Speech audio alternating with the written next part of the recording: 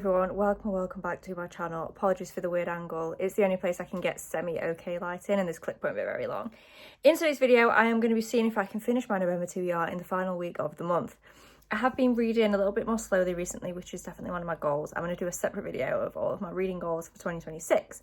This video, as I said, is me trying to finish my November TBR. We have 3 books left that I chose using Instagram actually this month that I haven't gotten to yet. And because actual people chose them and not just a TBR jar, I really want to try and read them. So I actually started filming for this video last night. So let's flash back to when I started reading the first book for this video. I'm sat on the floor next to my Christmas tree. Do ignore the pillows behind me that have been in the wash. But I am now reading Alchemy of Secrets by Stephanie Garber. I'm literally on chapter 3, so not very far in at all.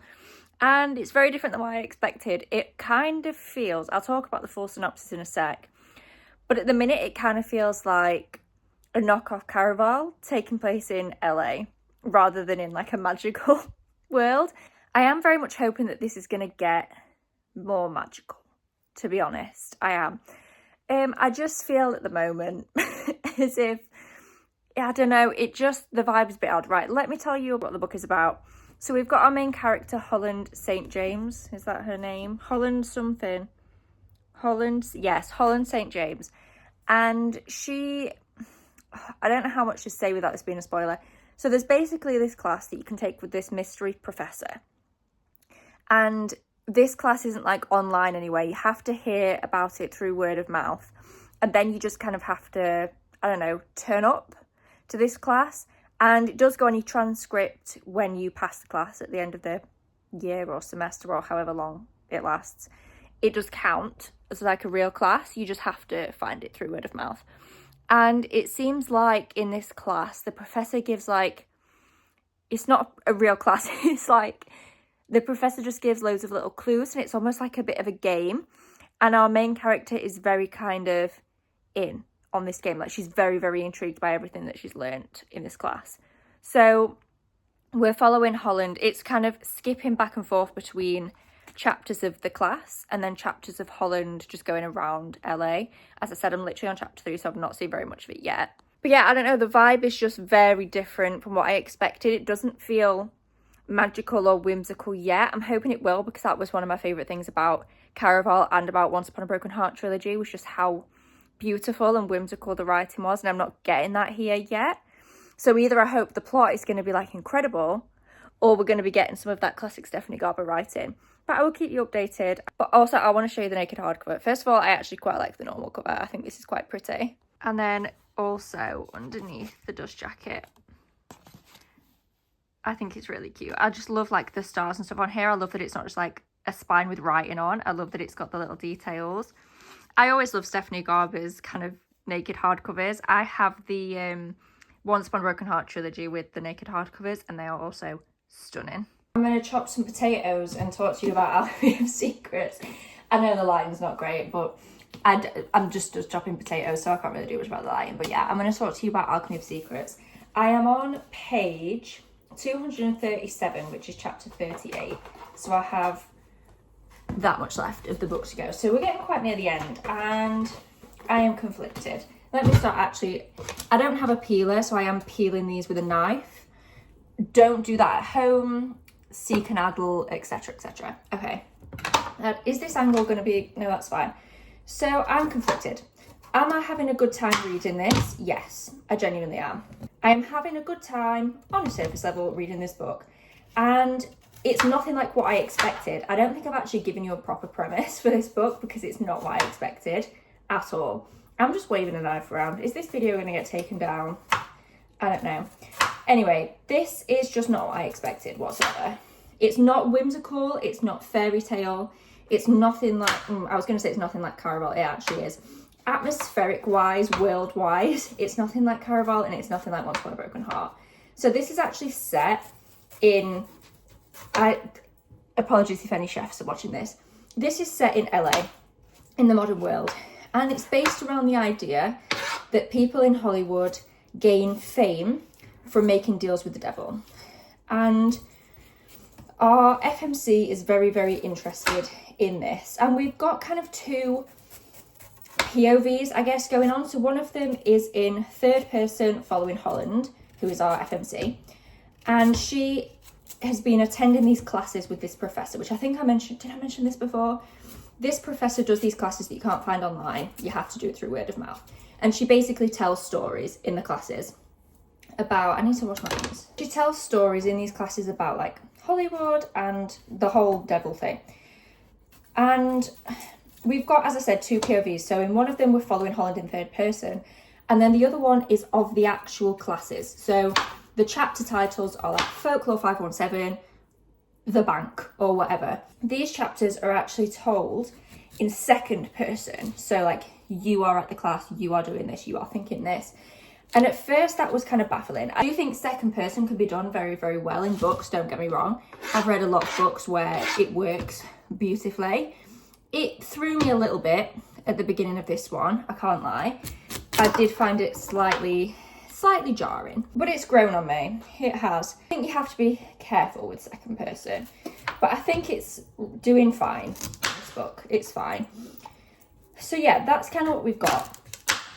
And there is magic in this world, except this is one of the things that's bothering me. There's 2 main things that are bothering me. There is magic in this world, but I don't understand, because there doesn't seem to be a magic system. I personally like a fantasy book that has a system that I can work out, that I can understand where the magic comes from. It seems completely willy-nilly in this book. It seems like people just have what they need when they need it in terms of magic. And I don't love that. That's not my favourite kind of magic in a book, where it seems like overly convenient and people just can do what they need to do when they need to do it. So that's one thing that's bothering me. The other thing I'm not quite sure on is the fact that the book is told over the course of one day, like around 24 hours-ish. Now the classes aren't, I don't understand yet what time period the classes are in. I don't understand where on the timeline those chapters fit. So we are getting to see kind of background knowledge and, I suppose if you want to call it, world building from those chapters. I feel like this is such a rich, deep story that I think it was potentially the wrong choice to tell this book over the course of one day. I feel like that was potentially a mistake. I think it's making it feel more surface level, even though this has the bones to be like such a rich, deep story with years and decades of like lore. And I feel like we're just not touching most of that. Like focusing on one character with one story over the course of one day. I feel like we're just not touching anywhere near as much lore and backstory as we could be. So am I having a good time? Yes. But it's good, but I'm waiting for it to be great. And I don't know if it's gonna be great. But anyway, I'm having a good time for now. That's my thoughts.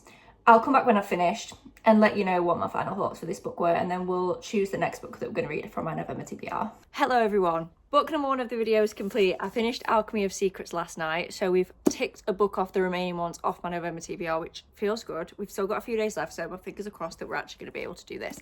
Anyway, Alchemy of Secrets. I ended up giving a 3.75. I still feel conflicted on this, and I have some quite big problems with it, but I enjoyed the reading experience. I enjoyed it. I thought it was compelling.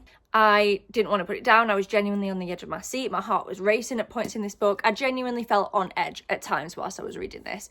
I think it was successful in that way. However, I have some quite fundamental problems with it. I think if I was basing it purely on enjoyment, like how much I enjoyed reading it, it would probably be a little bit higher than a 3.75. But the problems that I had were, as I said, fundamental. So the first one is that basically this entire plot hinges on our FMC, whose name I've obviously forgotten, Holland. Every decision that Holland makes in this book is based on a man and whether or not she trusts these various men that she comes across. And it became tiresome for me quite quickly. Are you telling me that in this fantasy world, we can't find a more interesting entity to push the plot forward than a man? And it got repetitive. It got repetitive that she was so dumb and so oblivious and stupid. To kind of link to that same point, There were so many reveals in this book. Obviously, I'm not going to say what any of them were, but there were so many reveals to the point where it's like, how has she been this dense for the last however many years that she hasn't seen any of this coming? How can she have been surrounded by this and just simply not have had any inkling that any one of these things was true or happening around her? I don't understand. I didn't find that very realistic. Also, where is her sister? Where is she? Did I miss that? Where is she? Why is the main character not more concerned about this? I understand she had quite a pressing matter on her hands, I get it.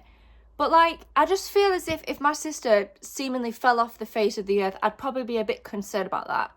I'd probably be trying to take some kind of action to figure out, you know, at least whether she's alive. You know, I don't know. It was good. It was good. As I said, I enjoyed reading it, but there are just some fundamental things that rubbed me the wrong way. And the main one is that the whole plot hinges around these random men that we don't really get to know. We don't get attached to them. It was hard as the reader to understand why Holland was trusting them, because she had literally met them 5 minutes ago and so had I, and we didn't know anything about them. And I just thought it was odd to keep having her over and over and over again misplace her trust in random men that she didn't know. Have you ever heard of stranger danger? Did your parents ever teach you that? Not to speak to random strangers? Because that's what she does. Not only does she speak to them, she trusts them blindly throughout the whole book. The last thing that I don't know how I feel about. So this book, I think I mentioned, is set basically over the course of around 24 hours. And the classes provide some kind of different timeline, but it's not really clear when that is. And even at the end of the book, I wasn't particularly clear why the classes were in second person. And I think we've got to the end of the book and there's too many unanswered questions, first of all. I don't understand the magic system. There's a lot of things I don't understand, and I think that's because the book took place over the course of a day. This could have been such a rich, deep world, and it wasn't, because we didn't have time, because we were focusing on the pressing matter that needed to be solved by the end of this book, which meant that we didn't really have time to explore anything else. And I think we really could have benefited, whether that be from a few more, because I think that Stephanie Garber, I think that's what she was trying to do with the class chapters. When we were in the folklore class, I think that's probably what she was trying to do, but it didn't flesh it out enough for me. I think we could have done with a couple more chapters or just something that explained, is there a magic system? Because it just seems like everyone can do whatever they need to do whenever they need to do it. And I don't understand where people get magic from. What's the system? What is the magic? What are they able to do? I don't get it. And I wish we knew more than that. I think it obviously makes sense to get to the end of a book that's going to be a series, because this is going to be a series, and have unanswered questions. Obviously, that's the point of a series. But I don't think those unanswered questions should be about fundamental parts of the book, such as the magic system. I think we should understand that. Expand on it, fine. But I just think we should understand at least the basic, center, the fundamentals of a magic system in the first book. And I don't get it. All I know is that she trusts people too easily. All that negative stuff to say, I genuinely did enjoy this. It was very captivating to read. Stephanie Garber is a good writer. I just think she lacks a bit of depth. This did feel like Caraval, just set in a not very magical world, and I adored Caraval. So that worked quite well for me, but I could definitely see why that would be a criticism for some people, that this would feel repetitive. Especially if you weren't the massivest fan, that's not a word, biggest fan in the world of Caraval. I can understand why you would read this and maybe be like, oh God, here we go again. It's not the same. There are a lot of elements that are different, but a lot of the core is the same as Caraval, which I loved, but I get that not everyone will. So that is book number 1 done. And book number 2, this isn't officially on the TBR, okay? This wasn't chosen by Instagram, but I put this on the TBR. I think I said it in my TBR video or in a vlog. I said it somewhere that I really wanted to read this month, and it is Brimstone by Callie Hart.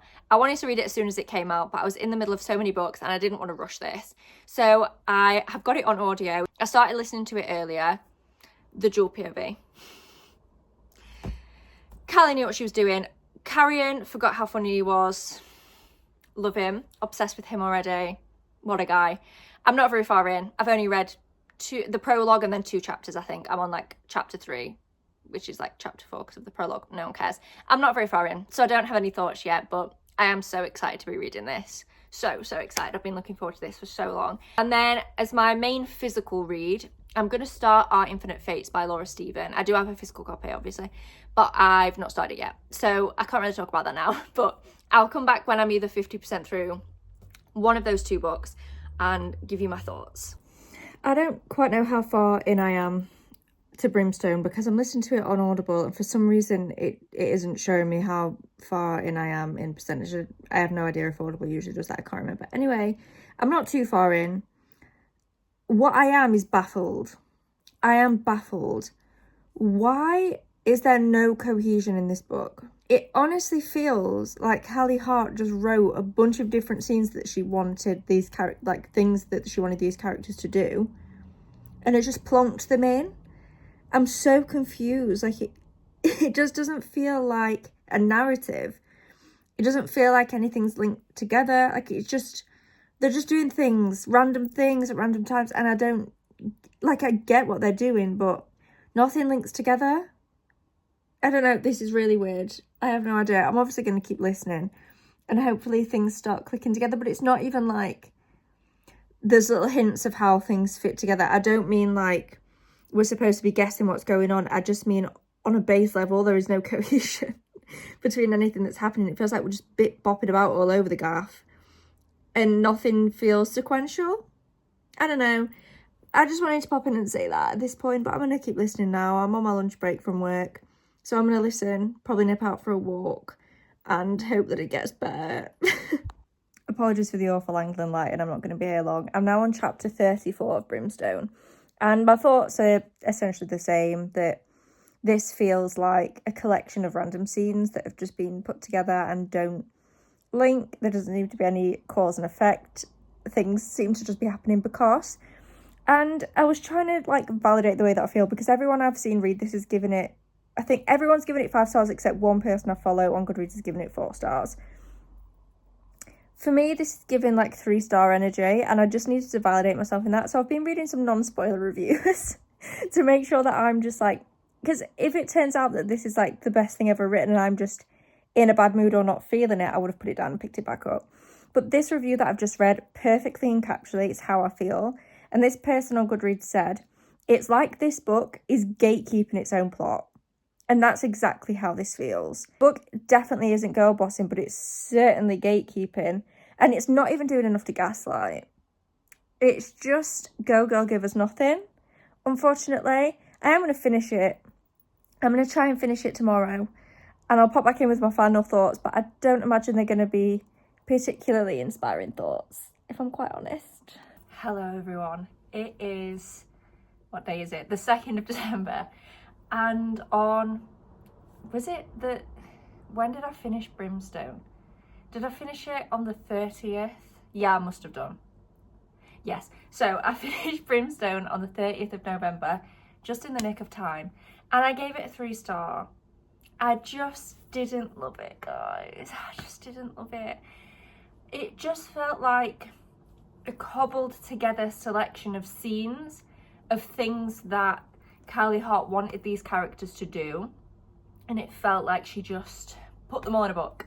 I didn't really think about the sequence or how anything joined together or how anything kind of built up. There didn't really seem to be any, I didn't feel any tension. I didn't feel any like, oh my god, where is this going? Because everything felt so isolated for most of the book. And then when we did get to a scene where it was like, you know, action, it was over so quickly. I don't know, I feel like this one was missing all of the charm of the first book for me. The first book wasn't perfect. It was a 4.25, but I haven't stopped thinking about it. I read it, it was the first book I read, I think. Either the first or the second book that I finished in 2025, and I have not stopped thinking about Quicksilver all year. I've not thought about Brimstone once since I finished it, other than to think about how much it disappointed me. But literally everyone else has given it 5 stars, so probably just ignore me. Read it anyway. I will still read the next book in the series and hope that it can kind of pull it back, but yeah, this one just didn't hit for me. I'm so glad I read it. Like, I was so excited for it. I still love Quicksilver. As I said, I will still read the next book. It just didn't hit, unfortunately, as much as I thought it would.